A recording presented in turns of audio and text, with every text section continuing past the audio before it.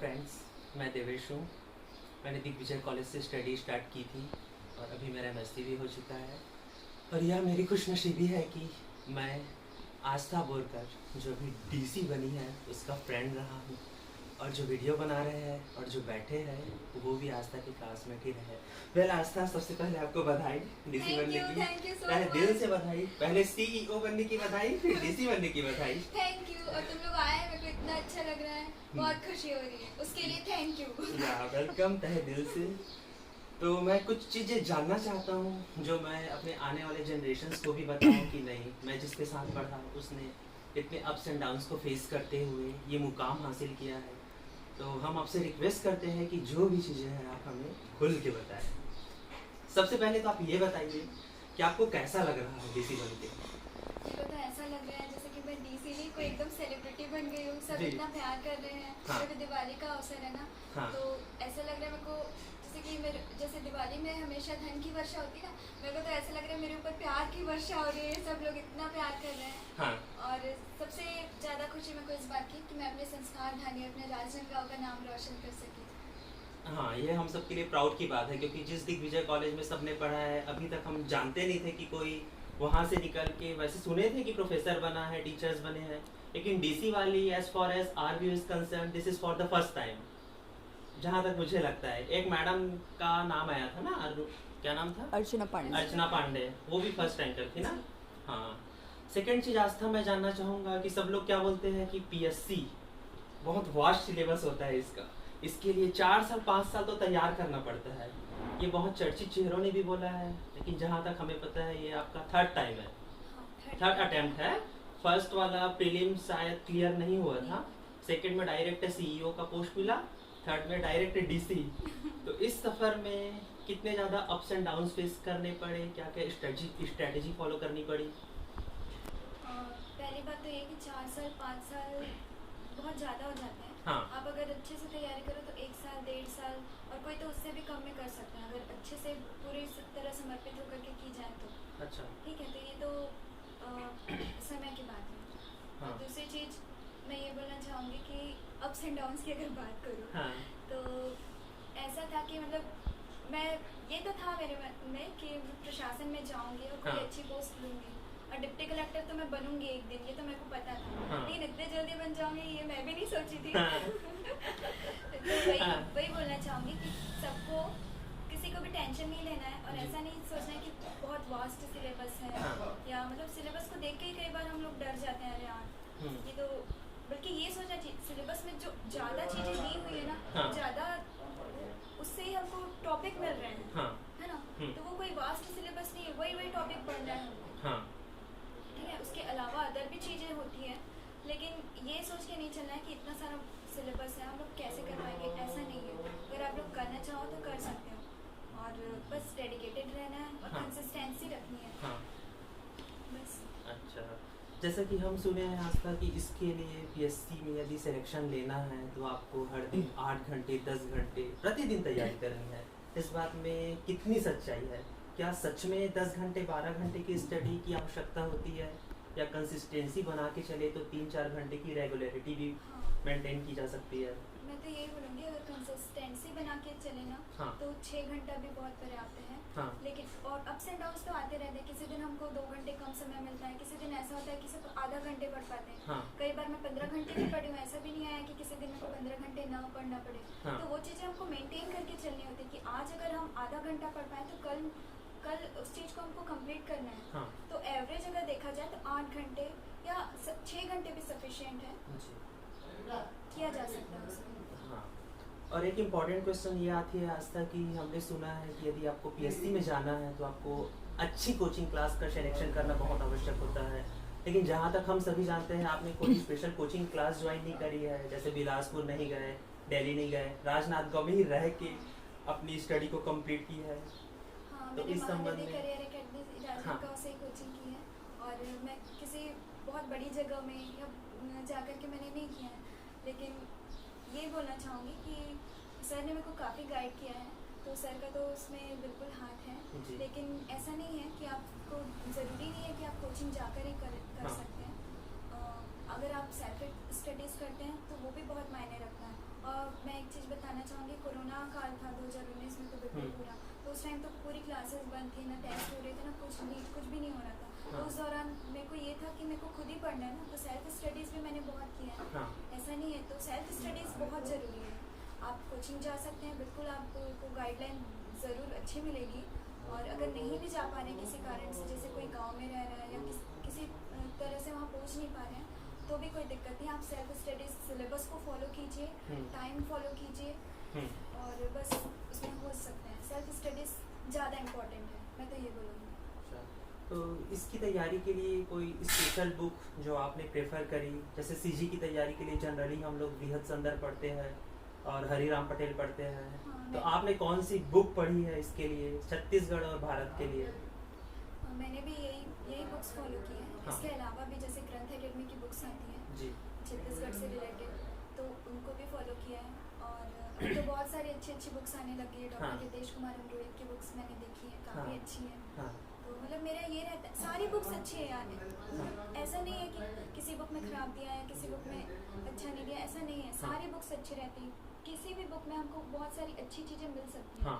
और मेरा ऐसा मानना है कि हो सकता है किसी बुक में कोई टॉपिक हमको समझ नहीं आ रहा है, तो दूसरी बुक से उस टॉपिक को कवर किया जा सकता है। मेरी स्ट्रेटेजी यही रहती थी पढ़ने के टाइम में, सारी बुक्स अच्छी हैं, बस आपको बुक से वो चीज़ें चुननी है जो आपको वहाँ प्रदर्शित करनी है, क्योंकि सब वही लिखेंगे। तो 4 लाइन दी है, 8 लाइन दी है, सबको उतना ही है, बराबर है, लेकिन वो जो बेस्ट लिखेगा उसको ही ज़्यादा नंबर मिलेंगे ना। तो उनको बेस्ट चीज़ें चुननी है। वो सारी वो 2-3 बुक्स से मैंने पढ़ा है और सभी बुक्स अच्छी हैं। उनमें से जो अच्छी चीज़ें वो मैं चुन करके नोट्स बनाती थी। हाँ, 2-3 बुक्स पढ़ती थी, उनसे जो अच्छी चीज़ें हैं वो चुन करके नोट्स बनाती थी, और फिर उन नोट्स को मैंने फॉलो किया। जनरली आजकल हम क्या देखते हैं कि जितने भी एस्पिरेंट्स होते हैं, not only in PSC but also कोई भी कॉम्पिटिटिव एग्जाम्स के, मार्केट में कुछ नई बुक्स आ जाती है, उसमें 2-3 कंटेंट्स अच्छे मिल जाते हैं, फिर जो बुक पढ़ते हैं उसको साइड करके फिर दूसरी उठा लेते हैं, फिर दूसरी से तीसरी से चौथी, ऐसा चलते जाता है। तो वो लोग एक बुक को 10 बार ना पढ़ने के बजाय 10 बुक को एक बार पढ़ते हैं। इनमें ये बातें ज़्यादा सही बैठती है क्या कि 10 बुक को बार बार पढ़ने की बजाय एक बुक को 10 बार पढ़ी जाए? ऐसा किया जा सकता है कि जैसे आप बिल्कुल नई बुक्स आ रही है तो वो आप परचेज कर सकते हैं। अगर आपको उसमें अच्छी चीज़ें मिल रही है तो आप क्यों नहीं ले सकते? बिल्कुल ले सकते हैं, है ना। लेकिन ऐसा नहीं है कि आप बस लगातार पढ़ते जा रहे हैं, उनको रिवाइज ही नहीं करें। कोई मतलब नहीं है। अगर आप 10 बुक ले रहे हैं उसको रिवाइज नहीं करें तो कोई मतलब नहीं है। इसलिए आप बुक्स लीजिए, लेकिन उनसे अच्छी चीज़ें चुनिए और उसको प्रॉपर रिवाइज कीजिए। रिविज़न बहुत ज़्यादा ज़रूरी है। चाहे वो एक बुक से की जाए या फिर 3-4 बुक से की जाए, रिवाइज तो आपको करना पड़ेगा। रिविज़न बहुत ज़्यादा ज़रूरी है। हम देखते हैं कि बड़े टारगेट को अचीव करने के लिए हम सबके पीछे कोई ना कोई मोटिवेशन ज़रूर होता है। तो आपकी लाइफ में कोई ऐसा ह्यूमन बीइंग या कोई ऐसी चीज़ जो आपको बहुत मोटिवेट करती हो? हाँ, एक तो मेरे जो आदर्श हैं डॉक्टर बाबा साहेब आम्बेडकर, उन्होंने जो संघर्ष, वैसे तो उन्होंने हर क्षेत्र में संघर्ष किया, लेकिन शिक्षा के लिए उनको खुद अपने जीवन में इतना संघर्ष करना पड़ा सिर्फ शिक्षा पाने के लिए। और उन्होंने इतनी शिक्षा हासिल की, इतनी बड़ी बड़ी उपलब्धियाँ हासिल की, और पूरे देश का संविधान उन्होंने लिखा। तो मेरे लिए सबसे बड़े आदर्श तो वही रहे हैं। इसके अलावा माँ सावित्रीबाई फुले जिन्होंने लड़कियों की शिक्षा के लिए कार्य किया। जब लड़कियों को कोई पढ़ने नहीं देना चाहता था, तब उन्होंने देश में पहला महिला स्कूल खोला था। तो लड़कियों की शिक्षा की नींव उन्होंने रखी थी। ये दोनों मेरे आदर्श रहे हैं। इसके अलावा अगर प्रेरणा की बात की जाए तो मुझे मेरे मामा जी से प्रेरणा मिली थी। मेरे मामा जी खुद आयोग की तैयारी कर रहे थे, लेकिन किसी कारणवश बीमारी की वजह से 2013 में उनका देहांत हो गया। तो उनका ये सपना था जो मेरे को पूरा करना था। तो मैं अपने लक्ष्य से कभी नहीं भटकी। उनका सपना है, मैं बराबर पार्टी में जाती थी, दोस्तों के साथ घूमने जाती थी, फोटो खिंचाती थी, मेहमान आते थे घर में 5 मिनट ही सही, लेकिन उनको टाइम देती थी। लेकिन हाँ, मामा जी की प्रेरणा थी जिससे मैं अपने लक्ष्य से भटक नहीं सकी, और बराबर मेरे को याद रहता था कहीं से भी आऊँ, लेकिन घर में आकर के जब मैं अपने रूम में जाती थी, मेरे को पढ़ाई करना है और मैं प्रॉपर वे में उसको फॉलो करती थी। तो आस्था, एक बात आपके साथ हुई क्या? जैसा आजकल क्या होता है, हम कोई भी एक टारगेट फिक्स करते हैं, उसमें 1 साल 2 साल स्टडी करते हैं, उसमें सक्सेस नहीं मिलती, फिर स्किप कर देते हैं, दूसरा फील्ड सेलेक्ट कर लेते हैं। एग्जाम्पल के लिए हम लोग जैसे MSc के बाद निकले तो कुछ नहीं सोचा कि यार नेट की तैयारी कर लेते हैं। वो लोग 1 साल किए, फिर सक्सेस नहीं मिला, फिर दूसरे की सक्सेस स्टोरी सुन के बोलते हैं नहीं यार पीएससी में जाना बेहतर है, अब पीएससी की कर लेते हैं, फिर वो पीएससी को स्किप करके फिर दूसरे फील्ड में आते हैं। तो क्या इससे सक्सेस अचीव करना पॉसिबल हो पाता है? पॉसिबल हो जाएगा, लेकिन आपको वो जो आपने जो टाइम वेस्ट किया जी। वो बहुत मायने रखता है ना। आपके हाँ। 1 साल 2 साल उस चीज़ में वेस्ट हो रहे हैं। इसलिए मैं ये बोलना चाहूँगी कि आप जो भी करना चाह रहे हैं, एक तो अपने मन से कीजिए, आपको जो अच्छा लगता है। ज़रूरी नहीं कि आप इसी क्षेत्र में जाएं, बहुत सारे क्षेत्र हैं। हाँ। आपको जो अच्छा लगता है वो कीजिए। इससे क्या होगा, आपका समय भी बचेगा, क्योंकि सफलता उसी चीज़ में मिलेगी जिस चीज़ में आपका इंटरेस्ट होगा। जिसमें ऐसा नहीं है कि दूसरे ऐसा बोल रहे हैं या दूसरों को देख करके हम ऐसा कर रहे हैं। आपको जो अच्छा लगता है वो चीज़ चुनिए और उसी में आप बेस्ट कर सकते हैं। तो हाँ। बिल्कुल आप जिसमें बेस्ट करेंगे उसी में आपको सफलता मिलेगी। क्योंकि मुझे आपकी वो बातें याद आती है जिस टाइम हमने एमएससी कंप्लीट किया, फिर मैंने आपको व्हाट्सएप में पूछा था कि आस्था नेट की तैयारी क्यों नहीं कर रही है, तो आपने कहा था कि नहीं देवेश मुझे इधर उधर नहीं भटकना है, मुझे सिर्फ पीएससी चाहिए, मतलब हाँ। पीएससी चाहिए। हाँ। इसीलिए वो हम एक ये जानना जब चाहते हम थे। लक्ष्य निर्धारित कर लेते हैं ना, तो इधर हाँ। उधर भटकते ही नहीं है। हाँ। हो सकता है थोड़े समय के लिए मन में भटकाव आए, हाँ। लेकिन उसको सिर्फ थोड़े समय, 1 महीना 2 महीने तक ही सीमित रहने देना है। हाँ। 1 साल 2 साल अगर हो जाता है तो बिल्कुल वो हमारे जीवन के लिए तो 1 साल 2 साल बहुत महत्वपूर्ण है, तो वो तो लॉस हो जाता है। हाँ। इसलिए अपना लक्ष्य पहले से निर्धारित करके चले और उसमें पूरी तरह समर्पित हो जाए। एक इम्पॉर्टेंट क्वेश्चन आस्था, जैसे कि कई होता क्या है कि बहुत से लोग पीएससी की तैयारी कर रहे हैं, एक ऐसे भी व्यक्ति होते हैं जिनको किसी भी प्रकार का सपोर्ट नहीं मिलता, लाइक मोरल सपोर्ट नहीं मिलता, फाइनेंशियल सपोर्ट नहीं मिलता। वो जॉब करता है, 8 आवर्स 9 आवर्स की जॉब करता है, उसके बाद वो पीएससी की तैयारी करते रहता है या करना चाहता है, तो क्या वो भी कर सकता है पीएससी को? बिल्कुल, बल्कि मैं तो ये कहना चाहूँगी, जब संघर्ष करके इंसान आगे बढ़ता है ना, तो उसकी जो सफलता होती है ना, वो वास्तव में सफलता होती है। और वो इंसान जिसने इतना संघर्ष किया है, वो जब उस सफलता को पाता है, तो उसे बाकी जो संघर्ष किया है ना, उसकी कीमत समझ में आती है। तो बिल्कुल मैं ये बोलना चाहूँगी कि ये सब करने के बाद भी अगर आप संघर्ष कर रहे हैं, कहीं आपको टाइम नहीं मिल पा रहा है, 8 घंटे 9 घंटे, लेकिन फिर भी आप उस चीज़ को टाइम दीजिए जो आपने लक्ष्य निर्धारित किया है, तो बिल्कुल ऐसे इंसान भी सफल हो सकते हैं। बस थोड़ा सा टाइम मैनेजमेंट उनको करने की ज़रूरत है। तो इसमें आज तक कई लोगों के माइंड में ऐसे क्वेश्चंस अराइज होते हैं कि एक इंसान ऐसा है जिसके पास 24 आवर्स है, वो सिर्फ स्टडी के प्रति डेडिकेटेड है, एक ऐसा है जो 10 घंटे ड्यूटी कर रहा है, आने के बाद में वो पूरा थकान हो जाता है, उसके बाद सो जाता है, स्टडी के लिए रेगुलरिटी मेंटेन नहीं कर पाता, तो कुछ हद तक उसके माइंड में कॉन्फिडेंस की कमी आ जाती है कि नहीं मैं तो 2 घंटे 3 घंटे पढ़ रहा हूँ, सामने वाला तो 8 घंटे 10 घंटा पढ़ रहा है, तो उसके लिए सक्सेस अचीव करना मतलब इजी पड़ेगा, मेरे लिए अनइजी होगा। तो इस संबंध में आपका क्या राय है?